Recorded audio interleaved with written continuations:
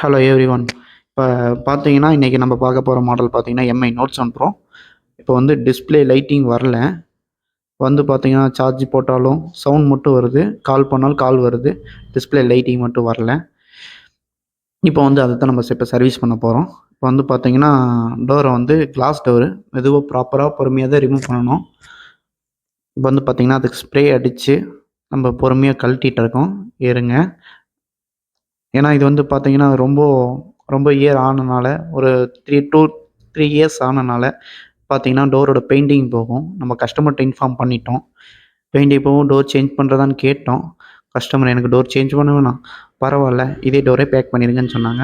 டோரை கழட்டிட்டோம். சைடில் மட்டும் கொஞ்சமாக போயிருக்கு. பார்த்தீங்கன்னா, ஸ்டிஃப்பு மட்டும் ரிமூவ் ஆகிருக்கு. நான் மொபைல் கஸ்டமர் கீழே போட்டிருக்காங்க. அவங்களே சொன்னாங்க, மொபைல் கீழே விழுந்திருக்குன்னு சொன்னாங்க. இப்போ மற்ற கடையில் கேட்டாங்க, டிஸ்பிளே போயிடுச்சுன்னு சொன்னாங்க. அதுவும் இல்லாமல் இப்போ வந்து பார்த்தீங்கன்னா, அந்த ஸ்டிஃப்பை ரிமூவ் பண்ணணும். பேட்டரியோட ஸ்டிஃப்பை கழட்டிட்டு தான் இதை லாக் பண்ணணும். இல்லை அப்படியே லாக் பண்ணியிருக்கலாம், ஆனால் டிஸ்பிளே போயிடும். இந்த டிஸ்பிளே ஷார்ட் ஆகிடுச்சுன்னா லைட்டிங் ஷார்ட் ஆயிரும். இப்போ வந்து அந்த பேட்டரி ஸ்டிஃப்பை கழட்டிட்டோம். கழட்டிட்டு இதை லாக் பண்ணிட்டோம். இப்போ பேட்டரி ஸ்டிஃப்பை நம்ம லாக் பண்ணுறோம். இப்போ மொபைல் நம்ம ஆன் பண்ணி பார்க்குறோம். ஆன் பண்ணால் மொபைல் ஆன் ஆயிடுச்சு. ஓகேங்களா?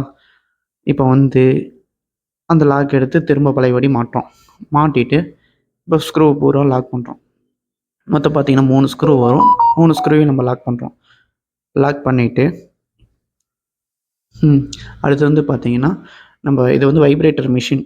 இது பார்த்தீங்கன்னா, அந்த சைடில் இருக்க அந்த எக்ஸ்ட்ரா க்ளூ, அந்த பெயிண்டிங்லாம் வந்திருக்கும் பார்த்தீங்களா? அந்த பெயிண்டிங்லாம் அப்படி நல்லா டார்க்காக ஒட்டிகிட்ருக்கும். அதெல்லாம் பார்த்தீங்கன்னா க்ளீன் பண்ணிகிட்ருக்கோம். ஃபுல்லாக க்ளியர் பண்ணிவிட்டு, ஏன்னா டோரில் வந்து பெயிண்டிங் போயிருக்கும். அந்த சைடும் பார்த்தீங்கன்னா, அதோட பெயிண்டிங் வந்து இங்கே எக்ஸ்ட்ரா ஒட்டிகிட்ருக்கு. அதை வந்து நார்மலாக ரிமூவ் பண்ண முடியாது. கொஞ்சம் நல்லா அழுத்தி அழுத்தி ரிமூவ் பண்ணணும். இப்போ பாருங்கள், பார்த்துட்டே இருங்க. வீடியோ கடைசி வரைக்கும் பாருங்கள். ஓகேங்களா? ரிமூவ் பண்ணிட்டோம்.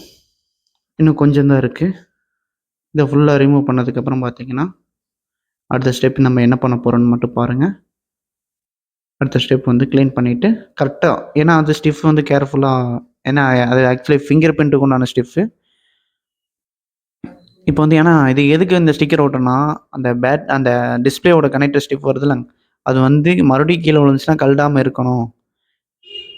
அதுங்கிறதுனால ஸ்டிஃப் ஒட்டிட்டு, அந்த ஸ்டிஃப் லாக் பண்ணிவிட்டு மேலே ஸ்டிக்கர் ஒட்டிட்டு பேஸ்ட்டை போட்டு நம்ம டோர் லாக் பண்ணுறோம். நம்ம ஃபுல்லாக லாக் பண்ணிவிட்டு நல்லா 4 சைடு லைட்டாக ப்ரெஸ் பண்ணிக்கணும். இப்போ வந்து பார்த்தீங்கன்னா, ரப்பர் பேண்ட் போடுறோம். ரப்பர் பேண்ட் எதுக்கு போடுறோம்னு வச்சுக்கோங்க, பேஸ்டிங் ஆயிருக்காக மேக்ஸிமம் ஒரு 2 ஹவர்ஸ் இருக்கணும்.